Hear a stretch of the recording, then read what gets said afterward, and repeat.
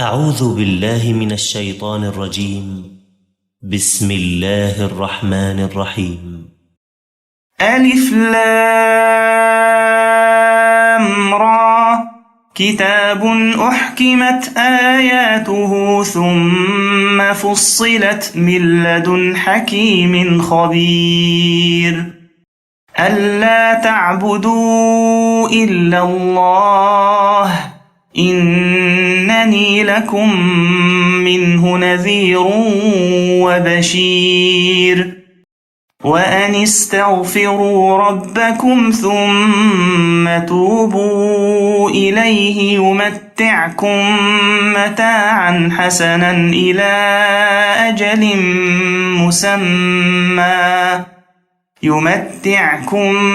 متاعا حسنا إلى أجل مسمى ويؤت كل ذي فضل فضله وإن تولوا فإني أخاف عليكم عذاب يوم كبير إلى الله مرجعكم وهو على كل شيء قدير ألا إنهم يثنون صدورهم ليستخفوا منه ألا حين يستغشون ثيابهم يعلم ما يسرون وما يعلنون إنه عليم بذات الصدور وما من دابة في الأرض إلا على الله رزقها ويعلم مستقرها ومستودعها كل في كتاب مبين وهو الذي خلق السماوات والأرض في 6 أيام وكان عرشه على الماء ليبلوكم أيكم أحسن عملا ولئن قلت إنكم مبعوثون من بعد الموت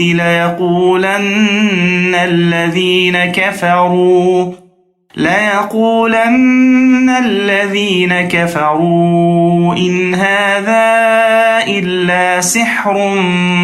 مبين ولئن أخرنا عنهم العذاب إلى أمة معدودة ليقولن ما يحبسه ألا يوم يأتيهم ليس مصروفا عنهم وحاق بهم ما كانوا به يستهزئون ولئن أذقنا الإنسان منا رحمة ثم نزعناها منه إنه ليئوس كفور ولئن أذقناه نعماء بعد ضراء مسته ليقولن ذهب السيئات عني إنه لفرح فخور إلا الذين صبروا وعملوا الصالحات أولئك لهم مغفرة وأجر كبير فلعلك تارك بعض ما يوحى إليك وضائق به صدرك أن يقولوا لولا أنزل عليه كنز أو جاء معه ملك إنما أنت نذير والله على كل شيء وكيل أم يقولون افتراه قل فأتوا ب10 سور مثله مفتريات وادعوا من استطعتم من دون الله إن كنتم صادقين فإن لم يستجيبوا لكم فاعلموا أنما أنزل بعلم الله وأن لا إله إلا هو فهل أنتم مسلمون من كان يريد الحياة الدنيا وزينتها نوف إليهم أعمالهم فيها وهم فيها لا يبخسون أولئك الذين ليس لهم في الآخرة إلا النار وحبط ما صنعوا فيها وباطل ما كانوا يعملون أفمن كان على بينة من ربه ويتلوه شاهد منه ومن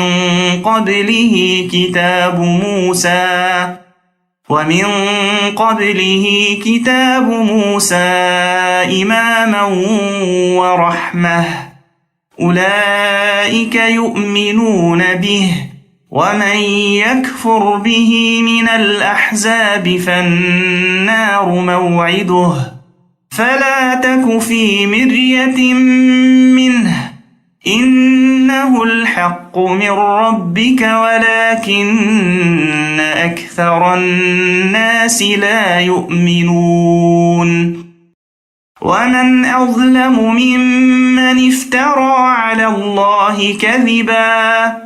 أولئك يعرضون على ربهم ويقول الأشهاد هؤلاء الذين كذبوا على ربهم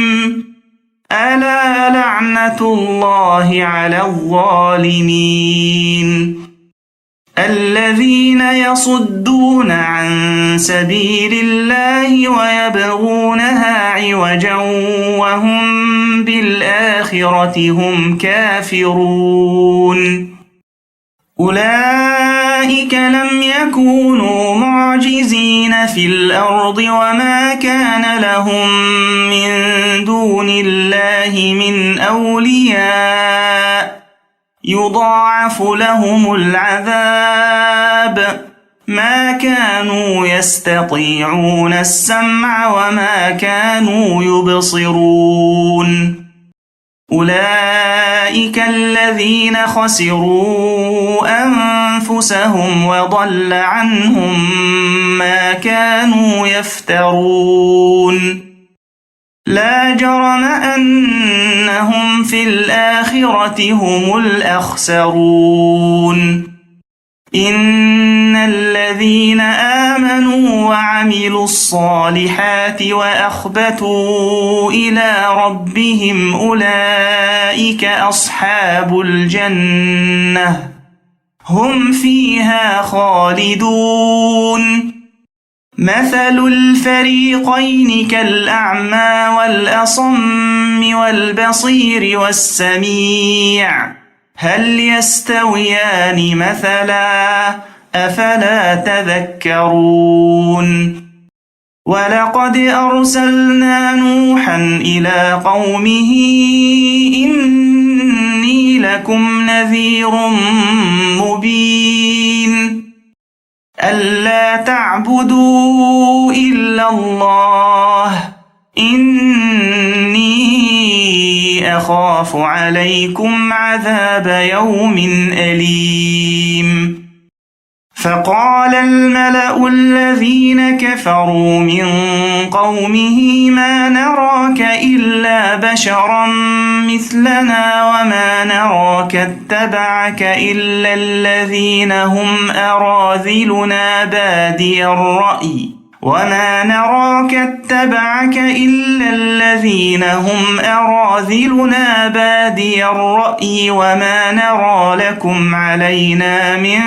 فضل بل نظنكم كاذبين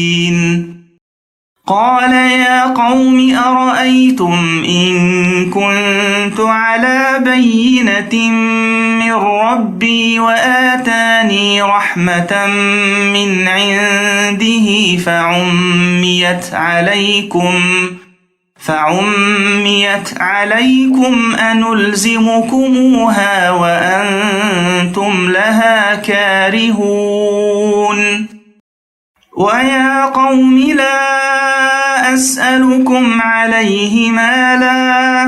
إن أجري إلا على الله وما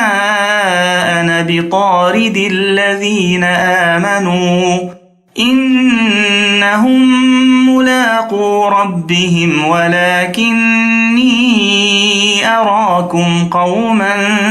تجهلون ويا قوم من ينصرني من الله إن طردتهم أفلا تذكرون ولا أقول لكم عندي خزائن الله ولا أعلم الغيب ولا أقول إني ملك ولا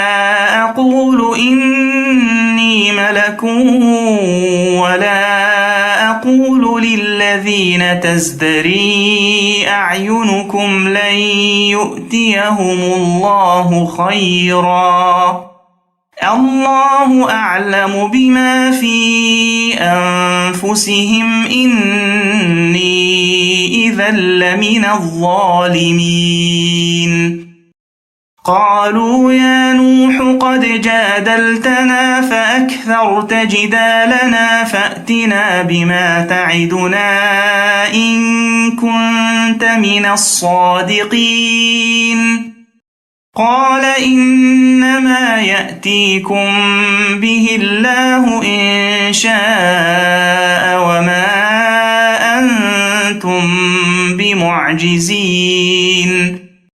ولا ينفعكم نصحي إن أردت أن أنصح لكم إن كان الله يريد أن يغويكم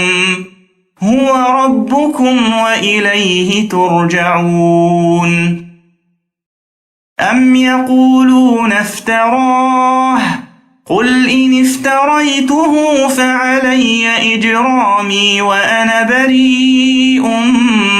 مما تجرمون وأوحي إلى نوح أنه لن يؤمن من قومك إلا من قد آمن فلا تبتئس بما كانوا يفعلون واصنع الفلك بأعيننا ووحينا ولا تخاطبني في الذين ظلموا إنهم مغرقون ويصنع الفلك وكلما مر عليه ملأ من قومه سخروا منه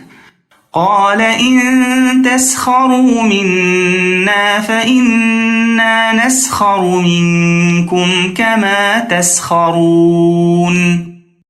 فسوف تعلمون من يأتيه عذاب يخزيه ويحل عليه عذاب مقيم حتى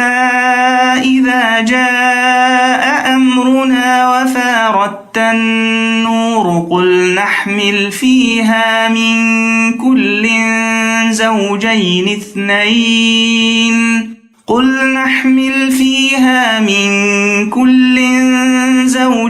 اثنين وأهلك إلا من سبق عليه القول ومن آمن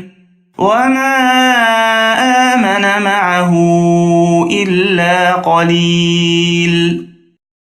وقال اركبوا فيها بسم الله مجريها ومرساها إن ربي لغفور رحيم وهي تجري بهم في موج كالجبال ونادى نوح ابنه وكان في معزل يا بني اركب معنا ولا تكن مع الكافرين قال سآوي إلى جبل يعصمني من الماء قال لا عاصم اليوم من أمر الله إلا من رحم وحال بينهما الموج فكان من المغرقين وقيل يا أرض ابلعي ماءك ويا سماء أقلعي وغيض الماء وقضي الأمر واستوت على الجودي وقيل بعدا للقوم الظالمين ونادى نوح ربه فقال رب إن ابني من أهلي وإن وعدك الحق وأنت أحكم الحاكمين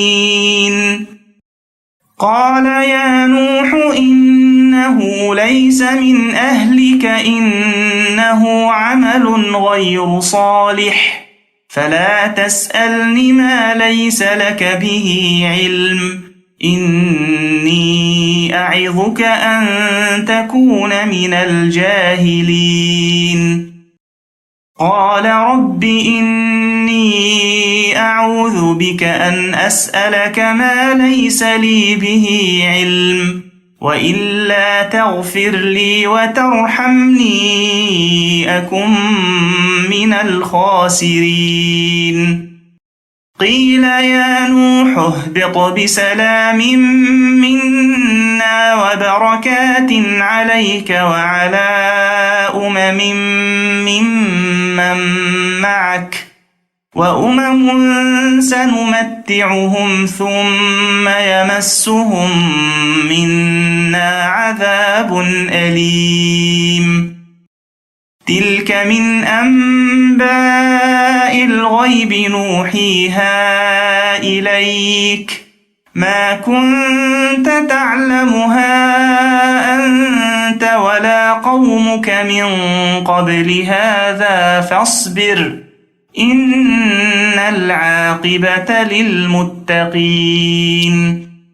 وإلى عاد أخاهم هودا قال يا قوم اعبدوا الله ما لكم من إله غيره إن أنتم إلا مفترون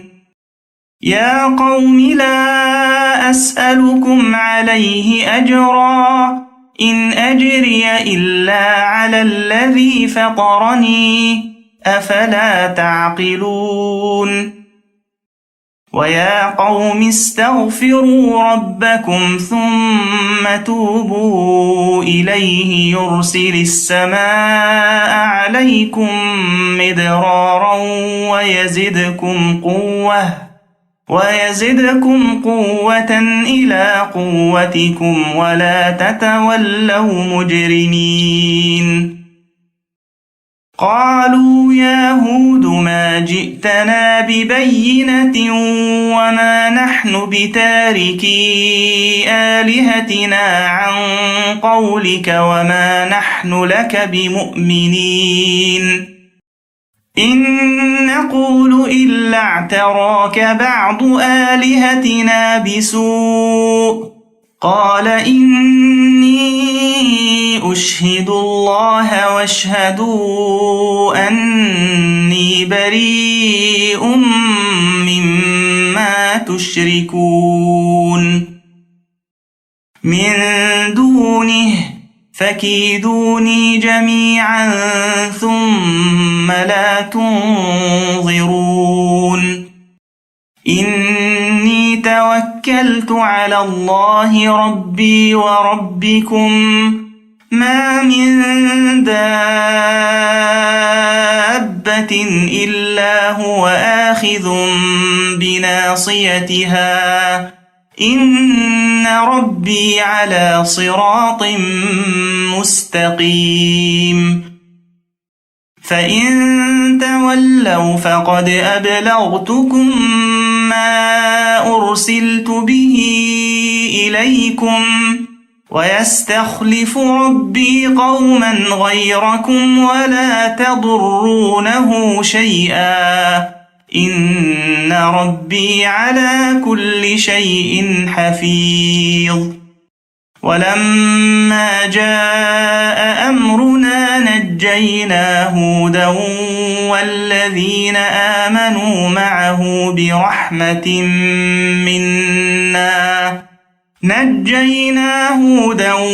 والذين آمنوا معه برحمة منا ونجيناهم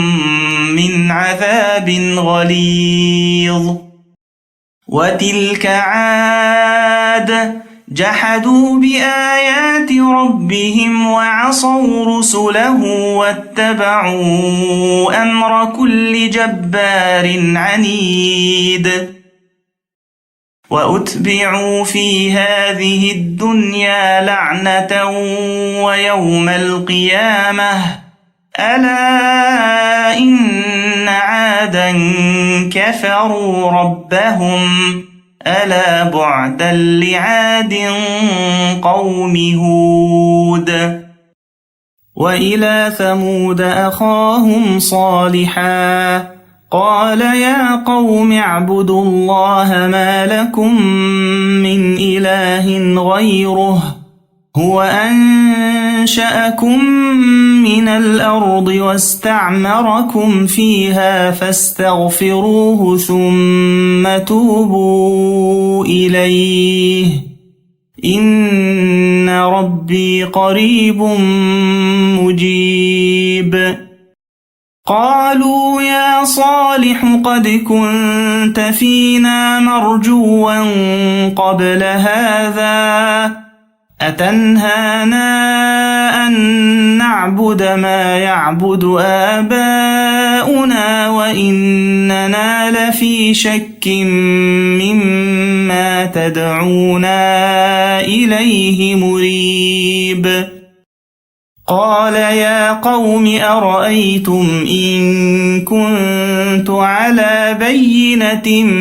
من ربي وآتاني منه رحمة فمن ينصرني من الله إن عصيته فما تزيدونني غير تخسير ويا قوم هذه ناقة الله لكم آية فذروها تأكل في أرض الله ولا تمسوها بسوء فيأخذكم عذاب قريب فعقروها فقال تمتعوا في داركم 3 أيام ذلك وعد غير مكذوب فلما جاء أمرنا نجينا صالحا والذين آمنوا معه برحمة منا ومن خزي يومئذ إن ربك هو القوي العزيز وأخذ الذين ظلموا الصيحة فأصبحوا في ديارهم جاثمين كأن لم يغنوا فيها ألا إن ثمود كفروا ربهم ألا بعدا لثمود ولقد جاءت رسلنا إبراهيم بالبشرى قالوا سلاما قال سلام فما لبث أن جاء بعجل حنيذ فلما رأى أيديهم لا تصل إليه نكرهم وأوجس منهم خيفة قالوا لا تخف إنا أرسلنا إلى قوم لوط وامرأته قائمة فضحكت فبشرناها بإسحاق ومن وراء إسحاق يعقوب قالت يا ويلتى أألد وأنا عجوز وهذا بعلي شيخا إن هذا لشيء عجيب قالوا أتعجبين من أمر الله رحمة الله وبركاته عليكم أهل البيت إنه حميد مجيد فلما ذهب عن إبراهيم الروع وجاءته البشرى يجادلنا في قوم لوط إن إبراهيم لحليم أواه منيب يا إبراهيم أعرض عن هذا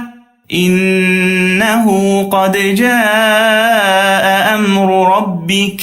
وإنهم آتيهم عذاب غير مردود ولما جاءت رسلنا لوطا سيء بهم وضاق بهم ذرعا وقال هذا يوم عصيب وجاءه قومه يهرعون إليه ومن قبل كانوا يعملون السيئات قال يا قوم هؤلاء بناتي هن أطهر لكم فاتقوا الله ولا تخزون في ضيفي أليس منكم رجل رشيد قالوا لقد علمت ما لنا في بناتك من حق وإنك لتعلم ما نريد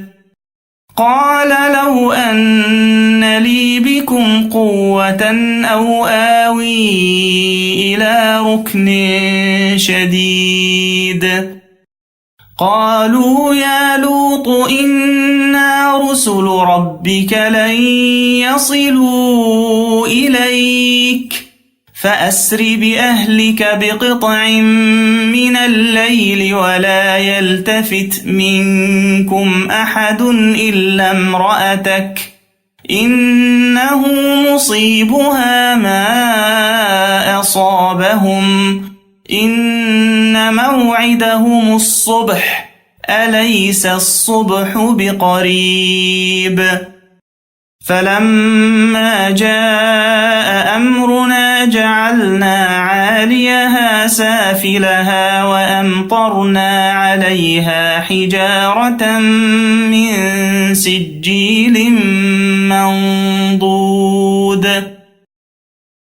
مسومة عند ربك وما هي من الظالمين ببعيد وإلى مدين أخاهم شعيبا قال يا قوم اعبدوا الله ما لكم من إله غيره ولا تنقصوا المكيال والميزان إني أراكم بخير وإني أخاف عليكم عذاب يوم محيط ويا قوم أوفوا المكيال والميزان بالقسط ولا تبخسوا الناس أشياءهم ولا تعثوا في الأرض مفسدين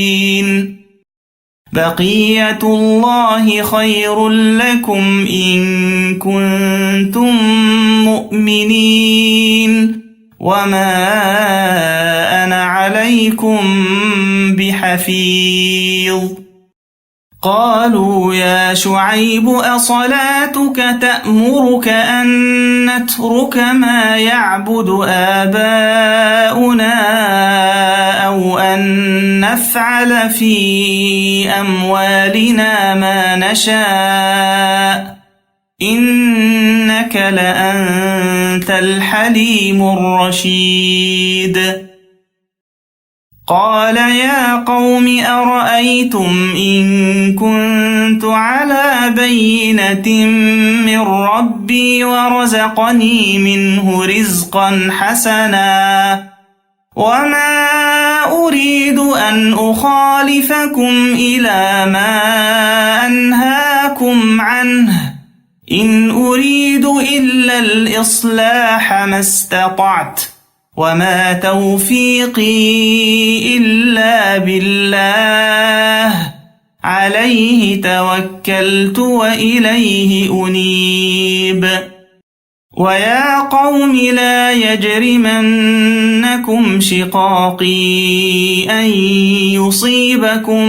مثل ما أصاب قوم نوح أو قوم هود أو قوم صالح وما قوم لوط منكم ببعيد واستغفروا ربكم ثم توبوا إليه إن ربي رحيم ودود قالوا يا شعيب ما نفقه كثيرا مما تقول وإنا لنراك فينا ضعيفا ولولا رهطك لرجمناك وما أنت علينا بعزيز قال يا قوم أرهطي أعز عليكم من الله واتخذتموه وراءكم ظهريا إن ربي بما تعملون محيط ويا قوم اعملوا على مكانتكم إني عامل سوف تعلمون من يأتيه عذاب يخزيه ومن هو كاذب وارتقبوا إني معكم رقيب ولما جاء أمرنا نجينا شعيبا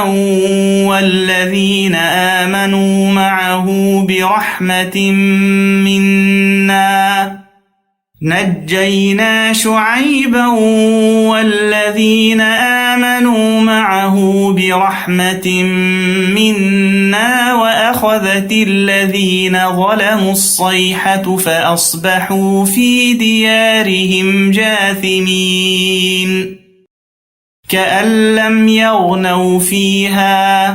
ألا بعدا لمدين كما بعدت ثمود ولقد أرسلنا موسى بآياتنا وسلطان مبين إلى فرعون وملئه فاتبعوا أمر فرعون وما أمر فرعون برشيد يقدم قومه يوم القيامة فأوردهم النار وبئس الورد المورود وأتبعوا في هذه لعنة ويوم القيامة بئس الرفد المرفود ذلك من أنباء القرى نقصه عليك منها قائم وحصيد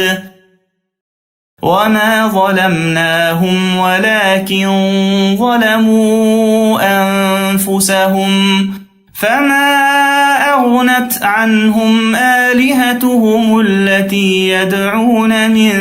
دون الله من شيء لما جاء أمر ربك وما زادوهم غير تتبيب وكذلك أخذ ربك إذا أخذ القرى وهي ظالمة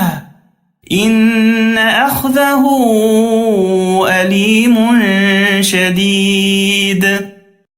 إن في ذلك لآية لمن خاف عذاب الآخرة ذلك يوم مجموع له الناس وذلك يوم مشهود وما نؤخره إلا لأجل معدود يوم يأتي لا تكلم نفس إلا بإذنه فمنهم شقي وسعيد فأما الذين شقوا ففي النار لهم فيها زفير وشهيق خالدين فيها ما دامت السماوات والأرض إلا ما شاء ربك إن ربك فعال لما يريد وأما الذين سعدوا ففي الجنة خالدين فيها ما دامت السماوات والأرض إلا ما شاء ربك عطاء غير مجذوذ فلا تك في مرية مما يعبد هؤلاء ما يعبدون إلا كما يعبد آباؤهم من قبل وإنا لموفوهم نصيبهم غير منقوص ولقد آتينا موسى الكتاب فاختلف فيه ولولا كلمة سبقت من ربك لقضي بينهم وإنهم لفي شك منه مريب وإن كلا لما ليوفينهم ربك أعمالهم إنه بما يعملون خبير فاستقم كما أمرت ومن تاب معك ولا تطغوا إنه بما تعملون بصير ولا تركنوا إلى الذين ظلموا فتمسكم النار وما لكم من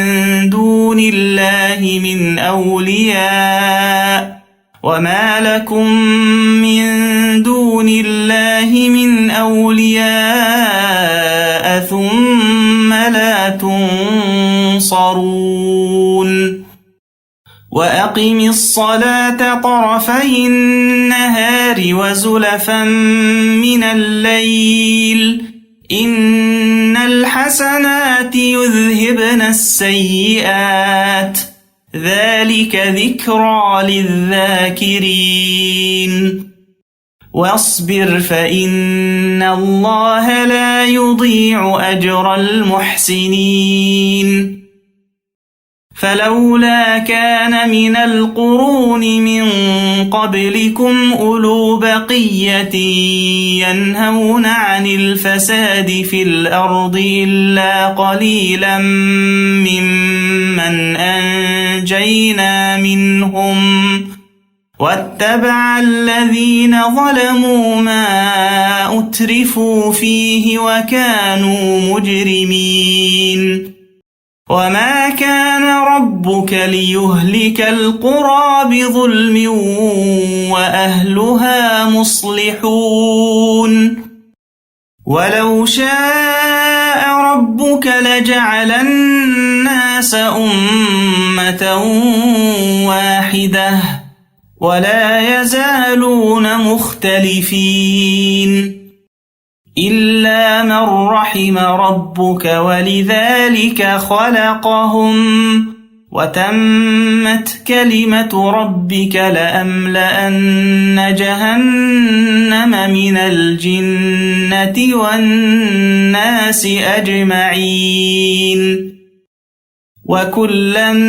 نقص عليك من أنباء الرسل ما نثبت به فؤادك وجاءك